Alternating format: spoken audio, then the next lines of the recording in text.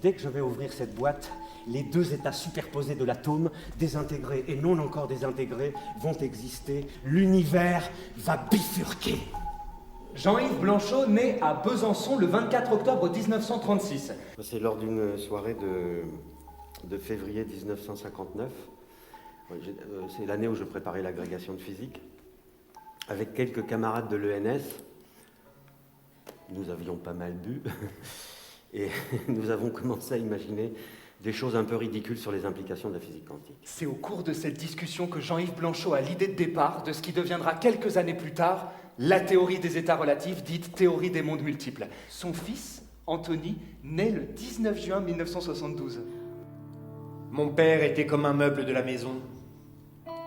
Il se fondait dans le décor, il en faisait partie, on l'acceptait. Alexei Zinoviev naît au milieu des années 30 dans une famille pauvre de Leningrad. Pendant mon exil dans les camps, j'avais eu l'idée d'un récit de science-fiction sur la multiplicité des mondes subjectifs. Dans ce roman, intitulé Univers 7, Alexei décrit différents mondes qui se réalisent simultanément et correspondent à l'émanation de la psyché de différents personnages. En 1972, naît sa fille, Anna.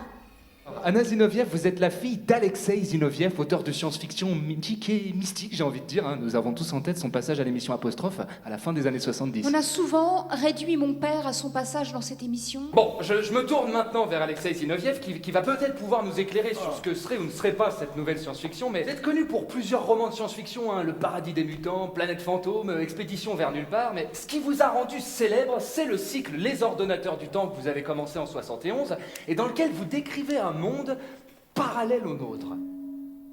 Anna? Anna, vous êtes avec nous, Anna? Oui, excusez-moi. Alors là, on avait perdu Anna Zinoviev. Ça va, Anna? Voilà, je crois qu'on a perdu Anthony. Anthony?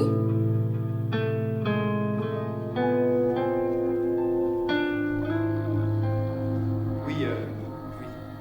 Depuis qu'il était revenu dans cette maison, Anthony était marqué par des images d'enfance. Des images de ses parents, de sa sœur. Elles lui apparaissaient très nettement. Il fut d'abord frappé par leur netteté, avant d'être surpris par leur nouveauté. Ce qu'il pensait être des souvenirs profondément enfouis que le retour dans cette maison faisait ressurgir ne correspondait en rien avec ce qu'il avait vécu. D'où venaient ces images?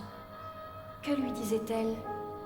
Ce qu'Anna Zinoviev avait commencé à attribuer à une forme de dépression naissante. Sa difficulté grandissante à poursuivre ses recherches, sa perte de foi dans son activité professionnelle, sa mélancolie nouvelle, étaient peut-être liées à une lésion plus profonde. Alors qu'elle prenait place dans l'appareil d'imagerie par résonance magnétique, elle ne manqua pas de souligner l'étrangeté de sa situation. Elle semblait développer un symptôme dont elle avait fait le concept central de son dernier livre, une amnésie du futur. J'ai vu toute ma vie défiler devant mes yeux, mais ce n'était pas la mienne. Nous avons tous deux vies. La véritable qui est celle que nous avons rêvée pendant l'enfance et que nous continuons adultes à rêver sur fond de brume. Et la fausse qui est la pratique, l'utile, celle que nous vivons dans la vie partagée avec d'autres, celle dans laquelle on finit par nous mettre dans un cercueil. Dans l'autre, il n'y a pas de cercueil, pas de mort, il n'y a que les illustrations de l'enfance. Dans l'autre, nous sommes nous-mêmes, nous vivons. Dans celle-ci, nous mourrons, c'est là ce que vivre veut dire. En ce moment, aux prises avec cette nausée, je ne vis que dans l'autre. Nous ne verrons pas de lucioles cet été-là. Elles ont définitivement disparu. Le compte à rebours a commencé.